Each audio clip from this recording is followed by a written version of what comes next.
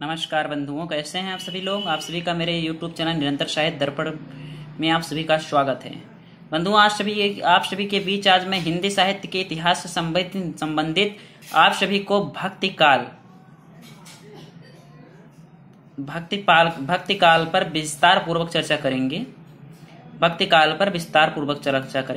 काल को पूर्व मध्य काल कहते हैं और इसको दो भागों में बांटा गया है बंधुओं, एक निर्गुण काव्य धारा और एक सगुण काव्य धारा। भक्ति काल को दो भागों में बांटा गया है, निर्गुण काव्य धारा और सगुण काव्य धारा। निर्गुण काव्य धारा को ज्ञानाश्रय शाखा कहते हैं और प्रेमाश्रय शाखा कहते हैं। दो भागों में जो बांटा गया है, एक तो ज्ञानाश्रय शाखा और दूसरा प्रेमाश्रय शाखा। इसे संत काव्य कहते हैं ज्ञानाश्रय शाखा को, इसे सूफी काव्य कहते हैं प्रेमाश्रय शाखा को, और सगुण काव्य धारा को रामाश्रय शाखा और कृष्णाश्रय शाखा कहते हैं। दो भागों में बांटा गया, पहला रामा और दूसरा कृष्णाश्रय शाखा। तो निर्गुण काव्य धारा की जो विशेषताएं हैं इस प्रकार हैं। इस शाखा में ईश्वर के निराकार रूप की उपासना की गई है। इस शाखा में ईश्वर के निराकार रूप की उपासना की गई है। जाति प्रथा का विरोध एवं हिंदू मुस्लिम एकता पर विशेष बल दिया गया है। तो निर्गुण काव्य धारा की दो शाखाएं हैं बंधुओं, ज्ञानाश्रय शाखा संत काव्य और प्रेमाश्रय शाखा सूफी काव्य। ज्ञानाश्रय शाखा के प्रमुख कवि हैं कबीरदास जी। कबीरदास अरबी भाषा का शब्द है और जिसका अर्थ है महान या श्रेष्ठ। बंधुओं, यह भक्ति काल का जो तथ्य है बहुत ही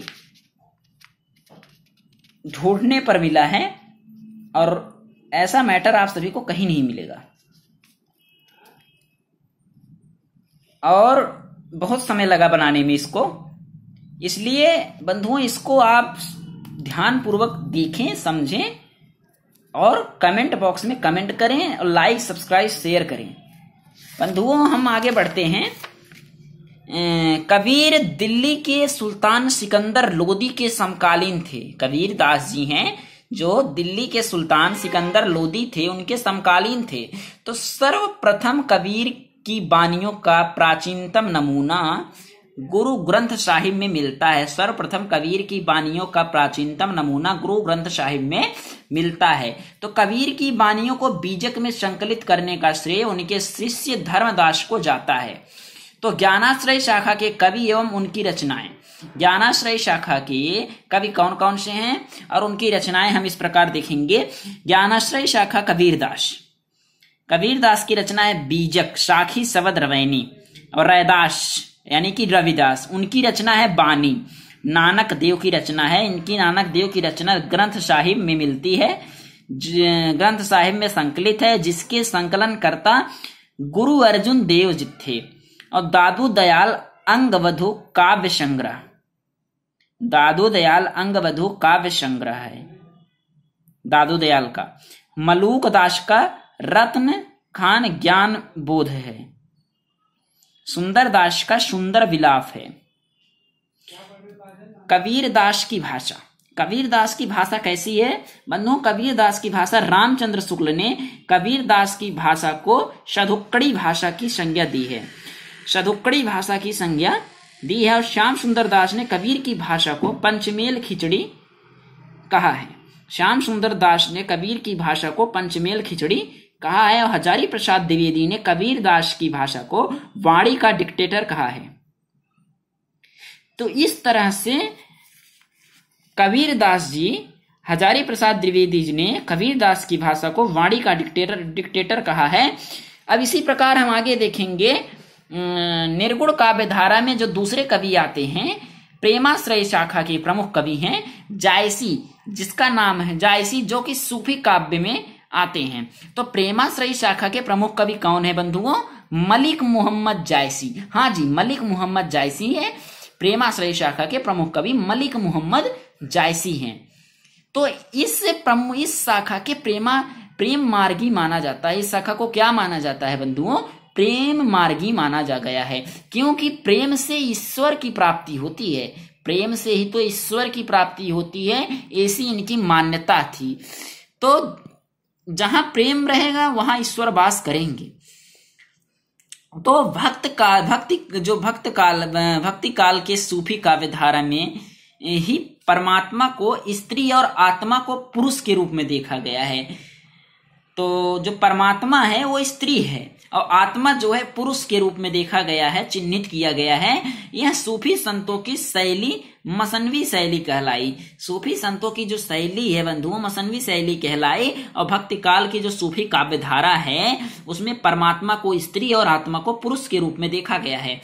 तो प्रेमाश्रयी शाखा के कुछ प्रमुख कवि और उनकी रचनाएं हैं, देख लेते हैं क्या है उनकी रचनाएं और कौन कौन से कवि आते हैं। इस प्रकार देखेंगे कि मलिक मोहम्मद जायसी जी जो हैं पद्मावत की रचना की। मलिक मोहम्मद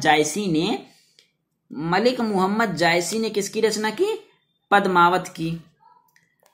तो पद्मावत की रचना मलिक मोहम्मद जायसी ने की। और मुल्ला दावद ने पद्मावत के अलावा कौन कौन सी रचना की इन्होंने? अखरावट, आखिरी, कलाम, कन्हावत, चित्ररेखा। तो मुल्ला दाऊद जो हैं उन्होंने चंदायन की रचना की। कुतुबुन ने मृगावती की रचना की और ईश्वर दास ने सत्यवती कथा की रचना की और कासिम शाह जी ने हंस जवाहिर की रचना की।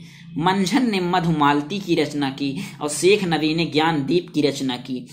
उस्मान ने चित्रावली की रचना की और नूर मोहम्मद ने इंद्रावती की रचना की। इस प्रकार प्रेमाश्रय शाखा के आगे बढ़ते हैं। सगुण काव्य धारा में दो कवि आते हैं। कौन कौन से? एक आते हैं रामाश्रय शाखा के कवि, एक आते हैं कृष्णाश्रय शाखा के कवि। तो इस शाखा के अंतर्गत ईश्वर की मूर्ति रूप की उपासना की बात कही गई। इस शाखा के अंतर्गत ईश्वर के मूर्ति रूप की उपासना की बात कही गई है, यानी कि मूर्ति पूजा का समर्थन किया गया है। सगुण काव्य धारा की दो शाखाएं आती हैं। कौन कौन सी आती हैं बंधुओं? रामाश्रय शाखा और कृष्णाश्रय शाखा। तो रामाश्रय शाखा इस शाखा के कवि हैं। रामाश्रय शाखा के कवि मर्यादा पुरुषोत्तम राम को अपना आराध्य मानकर रचनाएं करते थे। किसको आराध्य मानकर अपनी रचनाएं करते थे रामाश्रय शाखा में? मर्यादा पुरुषोत्तम राम को। और राम भक्ति काव्य धारा के प्रतिनिधि कवि कौन है? महाकवि तुलसीदास जी। राम भक्ति धारा के प्रतिनिधि कवि महाकवि तुलसीदास जी हैं। और रामाश्रय शाखा के प्रमुख कवि एवं उनकी रचनाएं इस प्रकार हैं।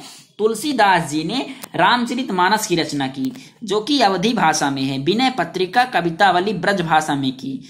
इसके बाद इन्होंने गीतावली, दोहावली, कृष्ण गीतावली, रामलला नहछु, बरवे रामायण, पार्वती मंगल, जानकी मंगल और वैराग्य संदीपनी, हनुमान बाहुक, अग्नि परीक्षा जैसी आदि रचनाओं का संकलन इन्होंने किया। तो वाल्मीकि रामायण भी संस्कृत भाषा में आती है, जो कि इसी काल की रचना है। रामानंद ने राम आरती की रचना की। किसकी की? राम आरती की। और नाभादास जी ने भक्तमाल की रचना की। केशवदास जी ने रामचंद्रिका यानी कि प्रबंध काव्य, विज्ञान, गीता जैसे रचना की। तो केशवदास जी को रीतिकालीन काव्य का कवि माना जाता है। लेकिन अगर काल के अनुसार से देखा जाए तो केशवदास जो है भक्ति काल के कवि हैं। और रचना के आधार पर अगर देखा जाए तो केशवदास रीति काल के कवि हैं। तो नरहरिदास पौरुषेय रामायण की रचना की। अग्रदास राम भंजन मंजरी रामाष्टयाम की रचना की। ईश्वरदास भरत मिलाप, अंगद पैज आदि रचनाएं इन्होंने की। तो अब हम आगे बढ़ेंगे कृष्णाश्रयी शाखा। किस पर बढ़ेंगे बंधुओं? कृष्णाश्रयी शाखा पर। इस शाखा के कवि भगवान श्री कृष्ण की आराधना करते थे एवं उन्हें अपना आराध्य मानकर रचनाएं करते थे। तो इस शाखा के प्रमुख प्रवर्तक वल्लभाचार्य जी हैं। कौन है यहाँ जी? कौन? वल्लभाचार्य जी। और कृष्ण भक्ति धारा के प्रतिनिधि कवि कौन है? कवि सूरदास जी। और कृष्णाश्रय शाखा के प्रमुख कवि एवं उनकी रचनाएं इस प्रकार हैं। जो सूरदास जी हैं, सूरदास जी ने सूर सागर ब्रज भाषा में लिखा, साहित्य लहरी, सूर सारावली, भ्रमर गीत जैसी रचनाओं का संकलन किया। तो मीराबाई ने गीत गोविंद, टीका, नरसी जी का मायरा, राग सोरठा, राग गोविंद जैसी रचना मीराबाई ने बहुत ही सुंदर तरीके से कृष्ण के चरित्र पर बहुत सुंदर तरीके से रचना की है। और रसखान जी ने प्रेम वाटिका सुजान और रसखान दान लीला आदि जैसी रचनाओं का संकलन किया। तो नरोत्तम दास जी भी इससे पीछे नहीं हटे। नरोत्तम दास जी ने सुदामा चरित्र की रचना कर डाली, श्री भट्ट युगल शतक की रचना की, कुंभन दास जी ने फुटकल पद की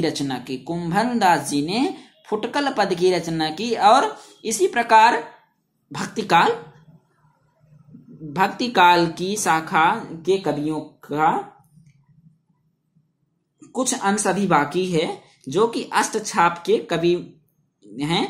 इस प्रकार हैं सूरदास जी, कुंभन दास जी और नंददास जी, परमानंद दास जी और कृष्णदास जी, चतुर्भुज दास जी। ये 6 लोग जो हैं दास करके हैं। सूरदास जी, कुंभन दास जी, नंददास जी, परमानंद दास जी, कृष्णदास जी, चतुर्भुज दास जी, ये 6 लोग हैं। और जो स्वामी हैं गोविंद स्वामी और छीत स्वामी, ये 2 लोग हैं। याद करने के लिए 6 दास हैं और 2 स्वामी हैं, अष्टछाप के कवि। धन्यवाद। हम अगला वीडियो आप सभी के बीच में जल्दी लेकर प्रस्तुत होंगे। अगला वीडियो होगा हमारा रीतिकाल से संबंधित। और अगर आपको यह मेरा वीडियो पसंद आए तो लाइक, सब्सक्राइब, शेयर, कमेंट जरूर करें। धन्यवाद।